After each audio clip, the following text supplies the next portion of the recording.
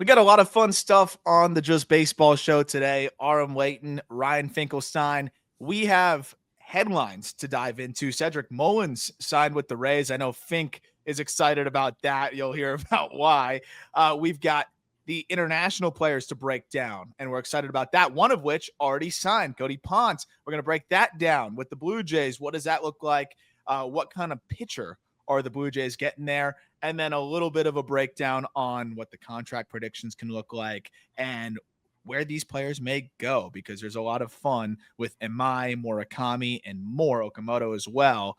Fink, we've been talking about this episode for a little bit. I've been very excited to break down, especially Imai. I've been doing my dive for like the last few days, watching a bunch of his starts. So I'm really excited to break into him. But I'll be honest, Cody Ponce, like I was crash course in the last few days. So I'm excited to talk about him as well. And then again, the stove like hasn't been percolating like crazy, but they're feeding us little appetizers. We're getting like tapas still every day or every couple days, which is enough for me as we go into the winter meetings. It seems like we have a couple segments of the market that are moving. The main one is the reliever market. That's the one place where everyone's grabbing their arms. Helsley off the board, now Devin Williams off the board. So we're seeing a lot of closers go. I'm sure Fairbanks and Suarez aren't far behind. And I think that's the one place where things are moving. Starting pitchers, bats, things are still moving a little bit slower. Yeah. So in kind of the expectation there, right? Well, we might as well get one of the bats out of the way here. You had Cedric Mullins circled as a fit for the Rays. Why? So we're doing, and we're going to get into my NL East predictions. It's a new series we're running. We basically, as an editorial team, sat down yesterday and we predicted one player fit, whether it be a signing or a trade, that would just make every team in baseball better. And we broke it up by division when we were trying to find a player fit for the Rays, and we're working under the constraints of the Rays. Tough to find a good landing spot, a good player that makes sense. And I was just looking at their outfield and I said, well, who's playing center field for the Rays? It kind of feels like Cedric Mullins, the guy that they take a flyer on. Funny enough, Eric Troyden, one of our other editors, it's like, I don't like that. They need a catcher. And so I won't spoil the article, but we will have a catcher, I believe, going to the Rays when the AL East predictions come up. But Cedric Mullins just made sense as a guy that wasn't going to cost us that much. Flyer for them. Feels like a good landing spot for him, too. Not a lot of stress in that market. Maybe he can get back to what he did well with the Orioles. He had a great first half. I think you look at the stadium they'll be playing in. Well, we'll see what happens there. But I think there's some things favorable in terms of maybe if he can pull the ball in the air a little bit more and the production there. But you know how much the Rays love the defense. And, you know, with some slight little adjustments, maybe can, you know, extend that first half and have the success that he had over a full season wouldn't be shocking. And it's just, I think, a decent add into the fold for the Rays there.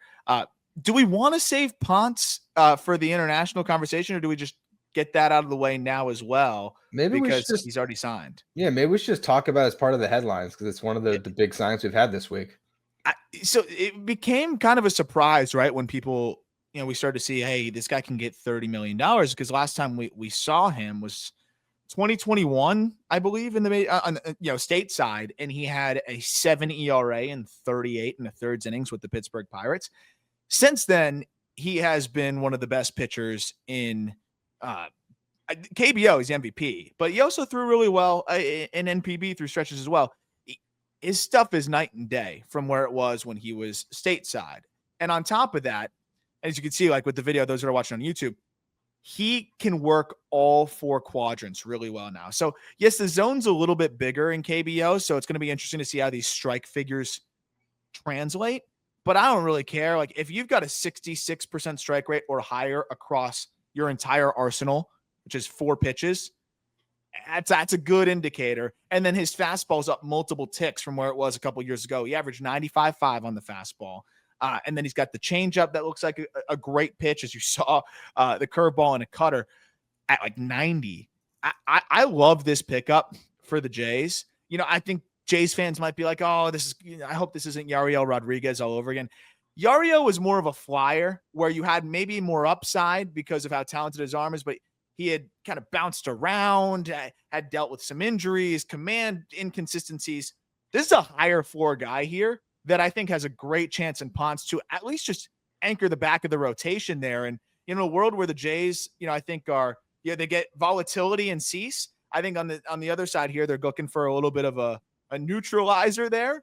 And I think for them, they see it maybe as a replacement, a more high octane replacement for Barrios, who the reports are that they may be shopping around a little bit. And Barrios' biggest value, I think, was consistency. I know you can't bank on consistency with a guy just now coming stateside, but the profile screams consistency. So I think, it's a gamble, but one that I like. So I have a little bit of a different take on it. While I see the upside in Ponce for sure, in 2024, he did not have success in the NPB. And I get that there was some velo that was added. He added the kick change, which seemed to be a big pitch for him. To me, it's not even not liking the flyer on the player. I'm more just a little surprised on the contract. I'm a little surprised that this guy got 3 years. The biggest deal ever from the KBO prior was Eric Fetty's 2 years, $15 million. He gets double that over 3 here. I was expecting to get more than Fetty, but I was thinking like 2 for 20, maybe a hair above that. So the fact that he got a 3rd year surprised me a little bit. And I also just wonder too, like, what does it take to move off of Barrios? Like, if you can move off Barrios and you're not eating money, that's fine. But if you have to eat a bunch of money to get off Barrios, is Ponce really going to be a better pitcher than Jose Barrios over the next 3 years? Because you had 3 years of control in Barrios, a lot more expensive. So it's just a matter of, if you have to like eat down Barrios by a lot, then all of a sudden it's almost like you're taking a flyer on Ponce. You might add $10 million per year if that's what it takes to get off Barrios. I just don't know what it's like. I almost need to see what that trade is to feel better about the idea of swapping Ponce for Barrios. Yeah, if that is how they go about it, 100%. And you do bring up a good devil's advocate here, which is, he was not good in 2024. I think there was a little bit more success before that. It's funny. I'm guilty of that sometimes too, where you'll get the numbers and you're like, oh, the ERA is fine. The better Japanese pitchers or pitchers in NPB, I mean, it's like a dead ball era right now. Like the ERAs are in like the 2s, right? Like the average ERA is like in the 3s. So it's always a good reminder there. And he just got hit pretty hard. The difference is his fastball ticked up a full mile per hour in 2025. But it is, the stuff is definitely better. You mentioned the kick change and that pitch.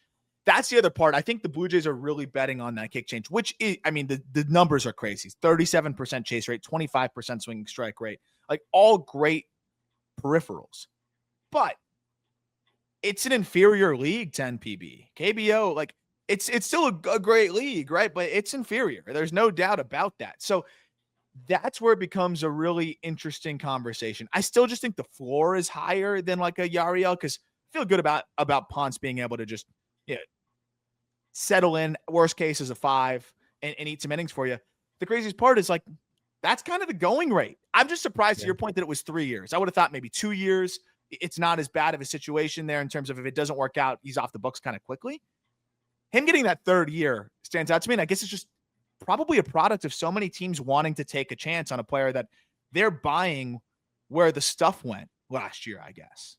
I think there's a couple things that play into it, and it can almost segue into Anthony K too. I think it's a combination of the upside play, and I also just think it's such a top-heavy free agent class. You have all the guys that have the qualifying offer that are the best free agent starting pitchers available. Then you have Merrill Kelly, and then it's just like a bunch of flyers like Tyler Mahle. It's trying to bring in a Scherzer or a Verlander. So I think there's just a lack of a middle tier, and I think teams are looking at the KBO and the NPB, well, not necessarily the top of the NPB, as we'll talk about later, but they're looking at some of these arms and saying, all right, I could take a flyer on a guy that had success. It's a $10 million investment. If I have to sign Merrill Kelly, maybe it's $18 million. So you kind of look at it that way, and it just becomes more attractive. I think it's a product of the market too that Ponce gets a 3rd year, because I imagine that there was widespread interest when you're talking about getting a starting pitcher for $10 million per, when most big league starters are going to get 15 even on a 1-year deal, that it becomes attractive. It's just 3 years. If this goes sideways, not going to look great when you still have them on the books in 28. No, and the last thing I'll mention is I think the innings were a big sell too. I mean, this guy threw, and that's where I thought about the Barrios replacement, so to speak. He threw 100. If you include the 3 postseason games, he threw 197 1/3 innings this year. There's not a lot of guys doing that in the big leagues right now. So even if he's not succeeding to the peak of his powers, you feel good about it, the workload that he's coming off of, and he held that uptick the entirety of the season. And I think that's a huge part of this as well. So yeah, I think that's the going rate for innings eaters. Can I throw one just other counter to you? I'm just curious what you think about this. Imagine next year Jose Barrios pitched in the KBO. Like, what would the numbers be if he went over there? Like, I just, again, I'm only throwing cold water on it in the sense of I just wonder, it almost just makes me more curious about Barrios' outlook moving forward. I wonder if they're really concerned about just the health trend, because he's been so healthy forever, though. That's the thing. It's like, oh, one injury and you're going to be worried. To answer your question, if he would absolutely torment the KBO. So because he's just such a well-rounded, just solid pitcher. It's a great question, and I think this is why pitching is so hard to evaluate, because some organizations say just something really coincides with their stuff plus model and they're going to go. And I think that kick change, because I'm looking at a scatter plot right now. It's so different than the changeups he was throwing in the past and so different than most of the changeups you see. And I think that kick change just got juiced in the stuff plus models. And I think teams were jumping on that.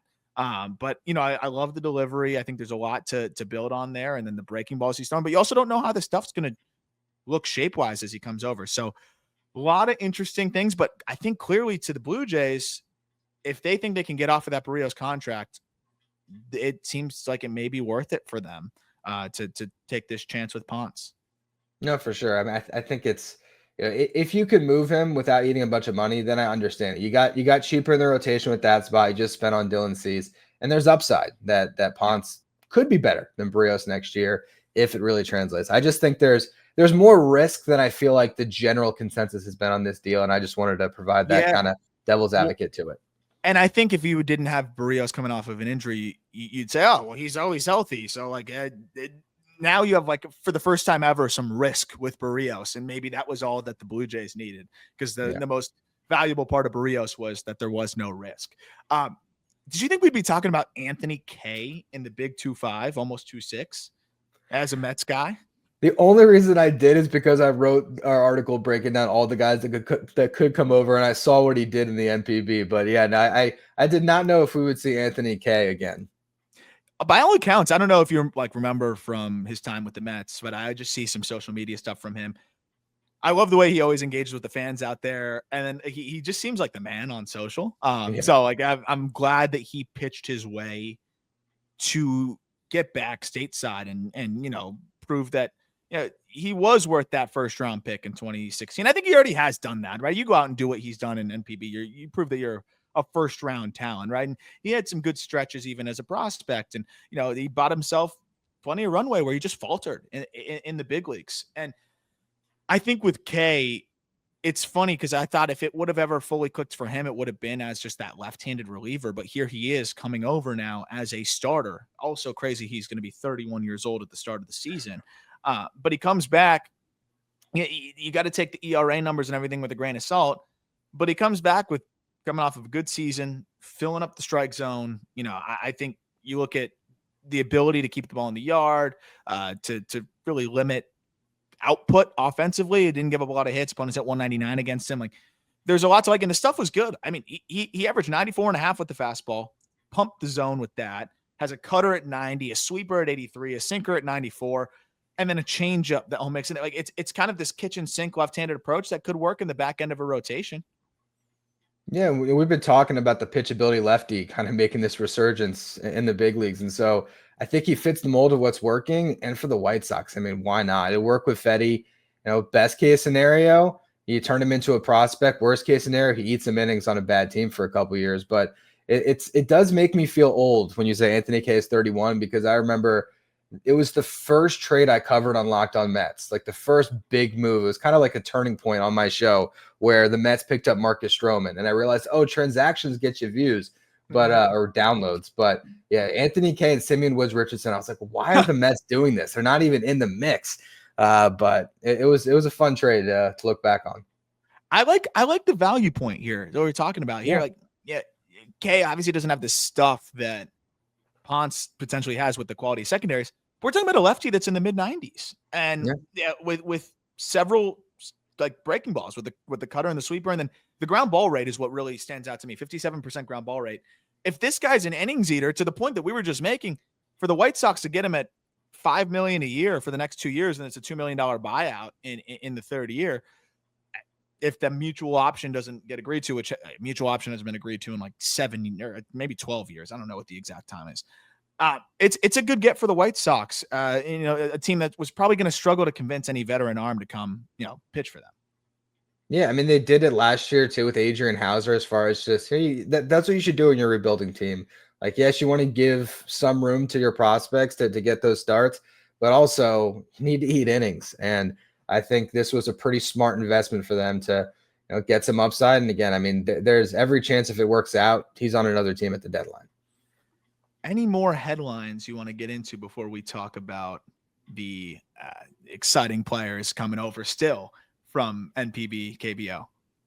So we got the Devin Williams signing. Oh, yeah, of course. The biggest one. And it's an interesting one as far as the contract's concerned. Devin Williams, 3-year deal, $51 million. There's $5 million deferred.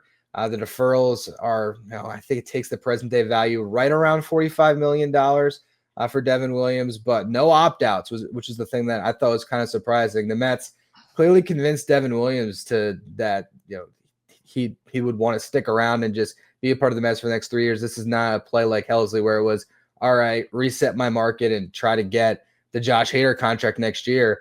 He's signed on to be with the Mets and be a big part of them for the next couple of seasons. I thought it was a pretty interesting contract. I think that's what makes it a good deal for the Mets, because a lot of times with these like bounce back situations, you get this multi-year deal with a guy, and to your point, you end up giving up some of the upside and taking on the risk. Because if he's great, he opts out. You got one good year, but then he opts out. If he's bad, you're on the hook for three years, where if he's opting in, it's because he's not going to be able to get more in the market, which means you have a contract underwater. So you either were in a position where you're on the hook for a contract underwater, or you get one great year and he's gone. So I always think that those contracts get given out more than they really should. And I think I'd almost rather just go longer term, put on an extra year and give myself the upside. But, that's not how teams love to operate. I think that's what makes it a good deal for the Mets, because look, we talked about Dylan Cease. Teams are not looking at ERA. And I think, Saris was just talking about this. Like, so why should we? Like, yes, it's a good thing to check in on, but if teams with $200 million on the line and $50 million on the line are looking at other peripherals and more important numbers to tell the story, then we should look at that too, and not just say, well, this is what he did last year. Like, this is not a good deal. This is a player that, if you look at the cumulative career, he's been one of the best relievers in the sport. And I'm going to bet on that side of things. Pitching, relief pitchers are such small samples, which is part of the reason why I don't like to pay them, generally speaking. But I think in this case, especially with the Mets, I like it. I'm curious where you're at. I know Mets fans were probably mixed on it because it's a Yankees thing too, and you have the recency bias of him struggling. It's a great insurance policy in case Edwin doesn't come back. And I'm not a believer in paying relievers $100+ million. 50 I can get behind when it's a guy like this, but that changeup's too good. He's too good. The opponents hit 198 against him last year. It wasn't like, if he was getting hit around the yard, we'll have a different conversation here. He really wasn't. It just was a weird year for him that I will venture to say was an outlier. I think the worst piece of content I have seen, and I'm going to talk about the writer because I'm actually friends with him, but I saw a Mets writer that made the comp of the Mets are making the same mistake because they invested in Frankie Montas, who struggled in New York, and now they're doing it again with Devin Williams. And I couldn't disagree more. Look, it's a completely different situation. And the thing is, Edwin Diaz sucked in his first season as a Met when he came over to New York. He had a worse year than Devin Williams did with the Yankees, and Devin Williams figured it out down the stretch. Yep. This was the exact move that the Mets needed to make because it does two things. For one, if you bring back Edwin Diaz, that's arguably the best 1-2 punch that any team's going to have at the back end of their bullpen and really makes the Mets bullpen scary. But if not, you're fine. You can build the bullpen around around Devin Williams. I honestly think over the next 3 years, to me, I don't think that it's crazy to say Devin Williams could be just as good, if not end up turning in a better next 3 seasons than Edwin Diaz does, Diaz is going to get paid off the fact that he just had a great year. He'll probably get a 4th year. He could get $20 million per, which is kind of crazy for a reliever. I think David Stearns looks at this and says, I now have leverage where I don't have to bring back Edwin Diaz at a crazy amount. If the Dodgers want to pay Edwin Diaz $100 million, the Dodgers can pay Edwin Diaz $100 million, and I'll take that $20 million. I'll break it up on a couple setup man, and I'll build around Devin Williams, and our bullpen's going to be fine. Yep. If there's no team that's going to meet that $100 million price tag over 5 years, give him 3 for 60, call it a day, and now you have a great 1-2 punch in that bullpen. I agree. And I mean, just looking at the way he finished the year too, I think really further validates your point of like it being an outlier season in the negative, context. Like final 23 appearances, which includes 4 postseason appearances here. If you want to cite ERA, it was a 2.05. It was a 0.69 FIP. He had a 44% strikeout rate and a 9% walk rate. Williams in 22 innings struck out 38. He had 5 earned runs given up in that span. 4 of them came in 1 outing against the Astros. So you eliminate that 1 outing, and yeah, he had 1 earned run in 22 appearances. So I feel like he's going to be Devin Williams again next year. And I think the Mets feel pretty good about that. I think Stearns, who knows him pretty well, feels pretty good about that. And I think it was a great insurance, and it gives them leverage in the Diaz negotiations as well now. Cause it's like, look, we want you back, but we don't need you back. It's funny. I had one of the texters for my show on our texting service who said it was kind of like the situation in a movie where you have like the guy that's holding the hostage at gunpoint, and then like the cop just shoots the hostage and takes away all the leverage. That's kind of what David Stearns did with Edwin Diaz. Like, I have a closer now. I don't need to bring you back, but we know that you want to be back. We want you back. We want to build this bullpen around you. And so now it really does give the Mets a much better chance at bringing Edwin Diaz back at a fair price. And again, worst case scenario, he walks, and I think their bullpen's fine. Any fans that are overreacting to this recency bias of this last season, again, they're not even looking at the most recent results where all those numbers that you mentioned were unbelievable. And the other thing, across that same stretch, did not allow a single home run. And that's what Devin Williams can do. He can go on stretches where it's 3 months where he doesn't have a ball leave the yard on him. And that's what you want in a high leverage reliever.